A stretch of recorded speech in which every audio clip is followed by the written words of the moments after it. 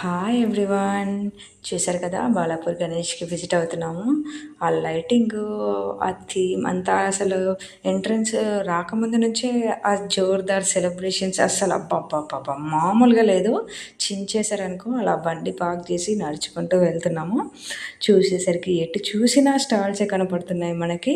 ఆ షాపింగు అసలు నడిచినంతసేపు తెలియలేదు తెలుసా. ఆ ఎక్సైట్మెంట్తో వెళ్తున్నప్పుడు లోపలికి ఆ బాలాపూర్ గణేష్ ఎప్పుడైతే చూస్తామో అని ఆ ఎక్సైట్మెంట్ ఒకవైపు, ఆ షాపింగ్ అన్ని స్టాల్స్, ఆ ఫుడ్ అవన్నీ స్టాల్స్ ప్రతి ఒక్కటి ఎటు చూసిన స్టాల్సే కనబడుతున్నాయి. అలా చూసుకుంటూ నడుచుకుంటూ నడుచుకుంటూ వెళ్తుంటుంటే ఇక్కడ ఈ లైటింగ్ అంతా కనబడుతుంది.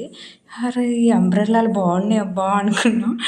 ఇంకా అలా నడుస్తూ ఉంటే చూశాను ఏముంది అక్కడ, ఇంకేమైనా అరేంజ్మెంట్స్ చేశారేమో అని చెప్పి ముందుకెళ్తున్నా.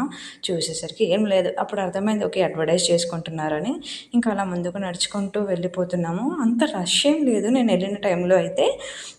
బట్ మీరు చూసుకోండి మరి, మీరు వెళ్ళినప్పుడు ఎలా ఉందో నాకైతే తెలీదు. నేనైతే బాగా ఎంజాయ్ చేశాను ఇక్కడ. స్వర్ణగిరి థీమ్ స్టార్ట్ అయిపోయింది. ఆ బొట్టు, ఆ పాదాలు, అవన్నీ ఇంకా స్వర్ణగిరి థీమ్ అవి చూశారు కదా. ఇలా వచ్చింది వ్యూ. ఏదో ఫోటో తీయడానికి ట్రై చేశాను. బాలాపూర్ గణేష్ ఫైనల్లీ.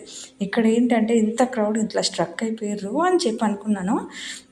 తర్వాత అర్థమైంది ఏంటంటే నాకు, ఓకే ఇక్కడ మంచు మనోజన్ వచ్చాడు అని నాకు అప్పుడు అర్థం కాలేదు. ఇప్పుడు బయటకు వచ్చాక చూశాను. వెంటనే ఇంకా మనం ఆగుతామా, రికార్డ్ చేస్తాము, ఏదో ట్రై చేశాను బట్ రాలేదు. ఇంకా ఫోటోషూట్ స్టార్ట్ చేసాము.